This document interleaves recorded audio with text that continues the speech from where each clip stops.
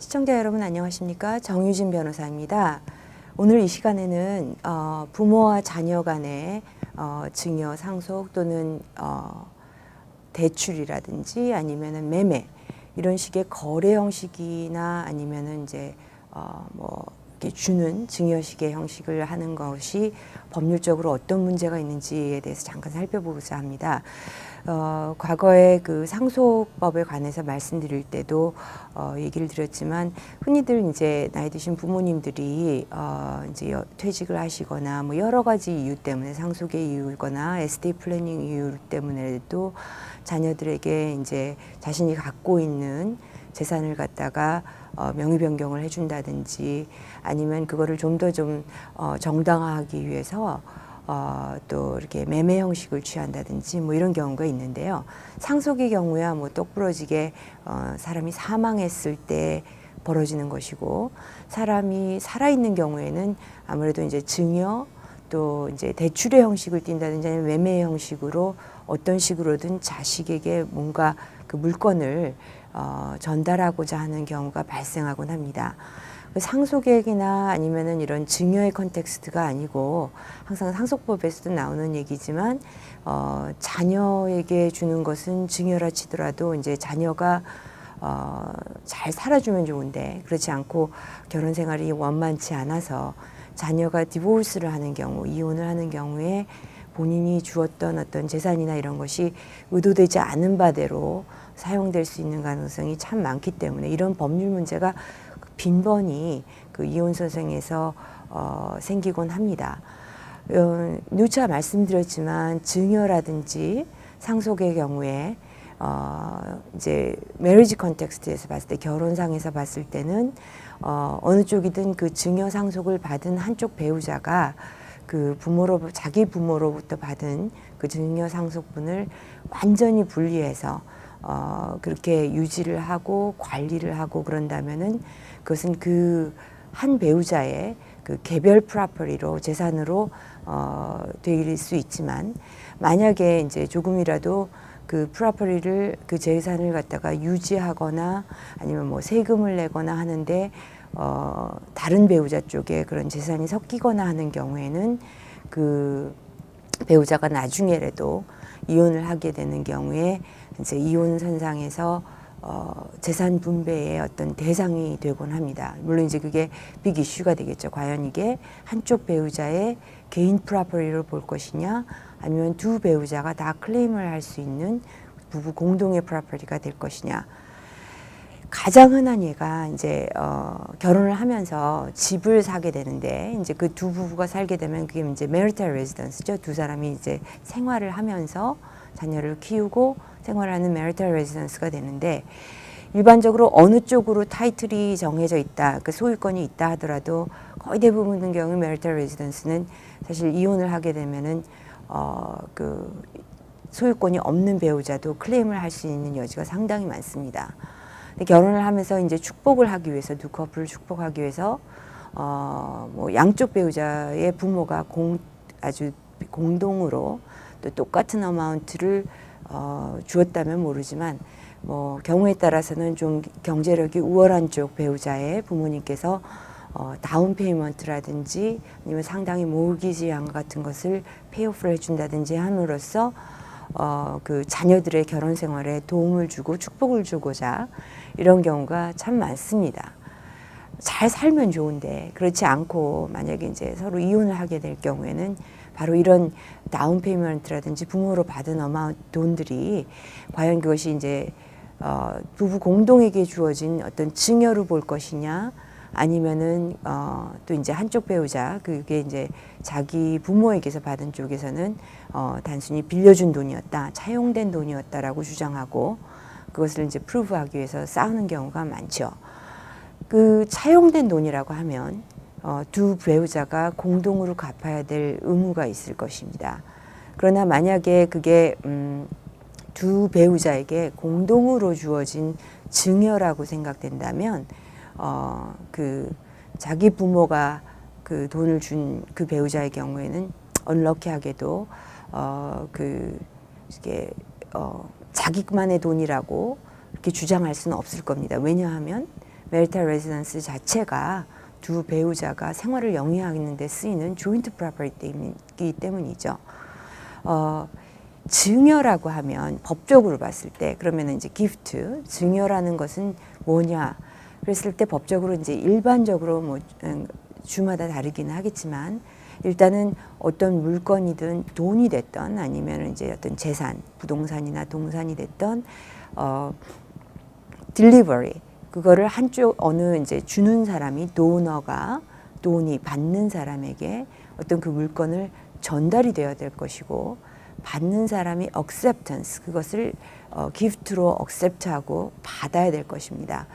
그다음에 가장 중요하고 argue가 되는 부분은 바로 이제 주는 사람, 받는 사람이 아니라 주는 사람의 의도가 어떤 것이었냐는데요. 중요한 거는 그 delivery, 기프트를 주는 시점에서의 그 주는 사람의 의도가 무엇이냐를 보기 때문에 사실 뭐 분류하면 나중에라도 나는 그 뜻이 아니었다라고 하기 쉽지만 그것을 추후에 참 프루브하기가 입증하기가 참 어렵죠. 그렇기 때문에 항상 이제 법률적으로 변호사들이 늘 강조를 하는 얘기지만 이런 문제들을 미연에 방지하기 위해서는 아무리 부모 자식 간에라도 그 어떠한 의도로 이런 증여라든지 차용이라든지를 했는지를 그 적합하게 다큐멘트로 문서화해 두는 것이 필요합니다. 또 이제 이런 상황에서 그 금액에 따라서는 증여세 같은 것도 생각을 해봐야 되는데요. 지금 이제 2013년 같은 경우에는 페더럴 로에서 한 14,000불 정도가 1인당 exempt amount라고 전에 한번 말씀드렸을 겁니다. 만약에 이제 그 금액이 넘어가는 어떤 뭉칫돈을 아니면 굉장히 그 밸류가 넘어가는 그런 물건을 어느 한 해에 특정 한 해에 갑자기 넘겨줬다면 그것이 이제 기프트인지 기프트가 아닌지를 프루브 하는데 또 여러 가지 기프트 텍스 같은 것을 증여세 리턴 같은 것을 안 한 것이 문제가 되실 수도 있습니다. 그러면 어떤 식의 문서를 해두는 것이 좋느냐? 만약에 증여의 뜻이 아니고 언젠가는 제가 부모님 돈을 벌어서 언제 갚겠습니다 하면은 간단한 양식으로라도 예를 들어 제3자 간에 이렇게 돈을 빌렸을 때 차용증을 주듯이 차용증의 형식 같은 것을 간단하게라도 구비를 해놓는다든지 하는 것이 좋고요. just 뭐 이렇게 책 같은 거 수표만으로는 사실 그게 어떤 뜻으로 했는지가 참 입증하기 어렵습니다. 물론 이제 상황에 따라서는 그 책이 누구한테 주어졌는지 어떤 상황인지 또 증인이 누가 있었는지에 따라서 물론 이것이 그냥 그저 준 돈이 아니고 차용의 의도였다라는 것을 입증할 수도 있겠습니다만 이제 그 팩트마다 사실관계마다 굉장히 다를 수가 있습니다. 만약에 캐시를 줬다 그러면 참 근거가 없죠. 제3자 간에도 하물며 그 캐시를 준 것이 론으로 프루브하기 참 어려운데 자녀와 또 이제 자녀와 배치하는 그런 배우자와의 관계에서 캐시를 준 것이 내가 론으로 준 것입니다라는 걸 나중에 한쪽 부모가 클레임하기는 굉장히 어렵다고 볼 것입니다.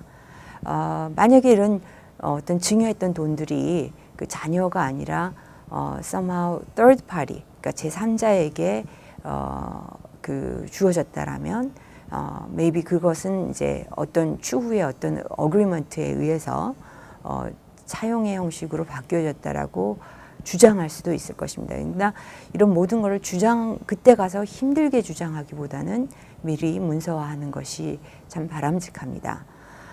이런 이제 꼭 뭐 이혼 선상 뭐 이런 자녀의 이혼 같은 경우가 아니라도 이제 비즈니스라든지 뭐 집 같은 경우 이런 경우에 이제 부모 자식 간에 내 명의로 하던 것을 자녀 명의로 좀 바꿔야겠습니다.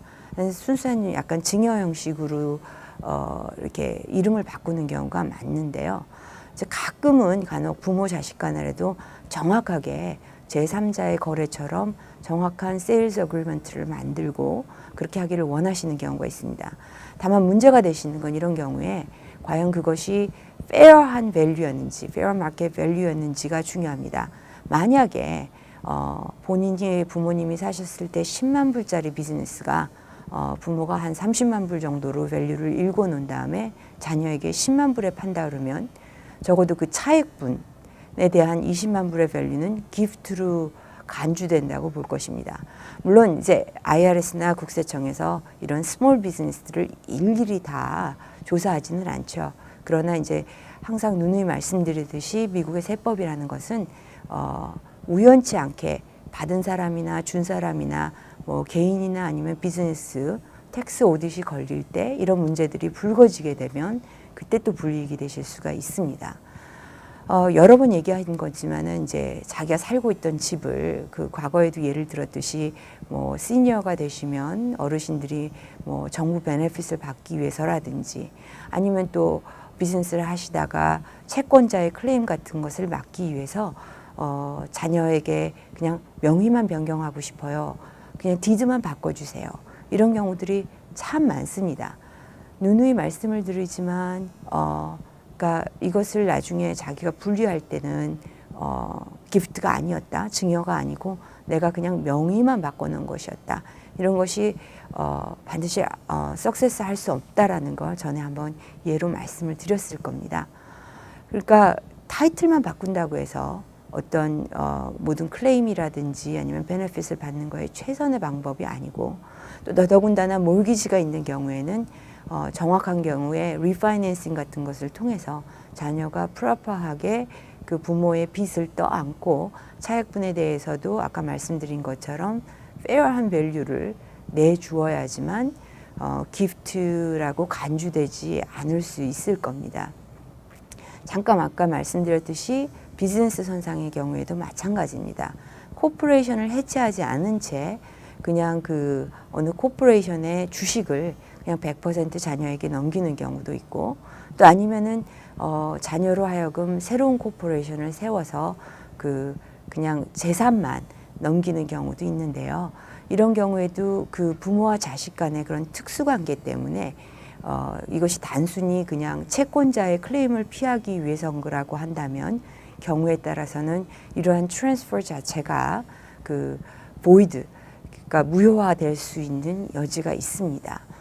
이런 트랜스퍼가 있을 때는 누누이 강조를 드리지만 적합한 밸류에이션이 필요합니다. 그러니까 트랜스퍼 되는 양도되는 그 물건의 밸류가 어떤 것인지를 객관적인 그런 자료를 만들어 주시는 게 중요하고요.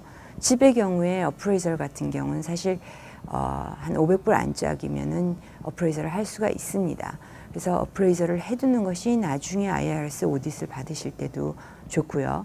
또 비즈니스를 넘기는 경우에도 과거에 텍스 보고를 한 거라든지 이런 것을 생각을 하여서 어떤 것이 적정한 선에서 자녀에게 과연 진짜로 그 증여가 아닌 정식적인 매매가 되었는지를 프루브하기 위해서는 적합한 가격 선정을 하기 위한 밸류에이션이 필요하다고 볼 것입니다. 따라서 이에 따른 각각의 그런 트랜잭션에 따라서 그 관련된 어떤 전문가들의 도움을 받으셔서 반드시 자신의 의도를 문서화해 두시는 것을 권유합니다. 도움 말씀 되시기 바라면서 다음 시간에 다시 뵙겠습니다.